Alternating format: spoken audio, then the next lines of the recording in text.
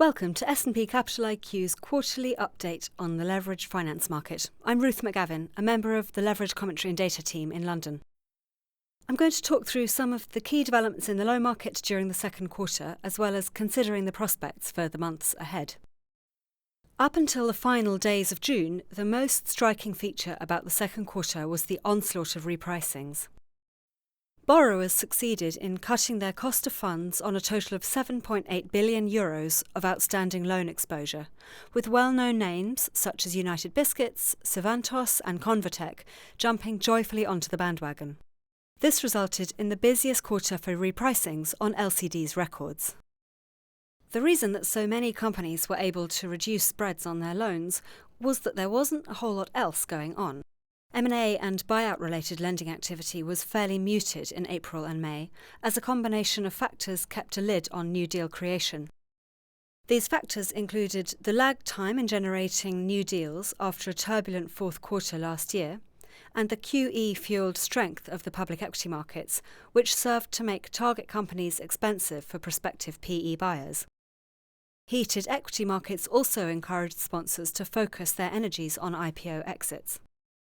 Even after a pickup in June, overall M&A volume amounted to €8.8 billion for the quarter, down 32% from the first quarter, and only €5.7 billion of this was assigned to institutional tranches. Total loan volume for the quarter was €15.4 billion, down 27% on the first quarter. The rather slow pace of new issuance came at the same time as heavy repayments, as per the S&P European Leveraged Loan Index, particularly in April, when a record-breaking €9.5 billion of outstanding debt was repaid.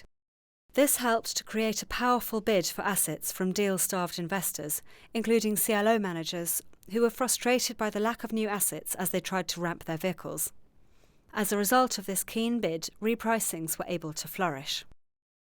And as a result of these repricings, the average all-in spread for single B-rated institutional loans plummeted to 434 basis points in the second quarter, more than 100 basis points lower than the first quarter average. You'll notice from the chart that part of the contraction came via the OID, shown in red. With strong demand creating a heated secondary bid, borrowers were able to get deals away with a very thin discount to par, or even none at all. However, conditions changed during June. A part of this was due to the volatility created by the uncertain fate of Greece, which spilled across via the high-yield market into the loan market. But in addition, lenders were simply fed up with repricings and were keen to use the opportunity afforded them by this volatility to push back and defend their returns. The technical bid had also eased thanks to a pickup in new issuance, and as a result, 3 issuers were forced to withdraw their repricing requests. Cooler technical conditions late in the second quarter look set to create a more balanced market going into the third quarter, with repricing certainly brought to a halt. However, continuing uncertainty around Greece make it difficult to predict how quickly new issuance will start to roll out again. Clearing yields will almost certainly need to be richer than they were in the second quarter, but by how much it's hard to say. Investors suggested a pickup of 50 to 75 basis points might be sufficient, but as of early July, this was yet to be tested. The big deal in the wings is Verallia of France, with a €2 billion bond and loan debt package yet to be syndicated. This is the deal to watch.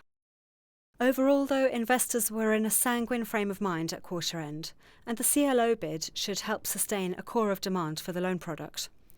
May and June were busy months for CLO pricings in Europe, including some debut 2.0 managers, and the pipeline for further issuance going into next quarter is robust.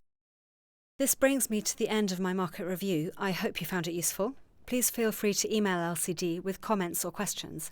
You can also download the slides at slideshare.net. If you'd like to know more about the leveraged loan market, you can follow LCD on Twitter, Facebook and LinkedIn, or you can visit our free websites, leveragedloan.com and highyieldbond.com. The links are all in the info section on our YouTube channel. Thanks for listening, and I hope you'll join me again next time.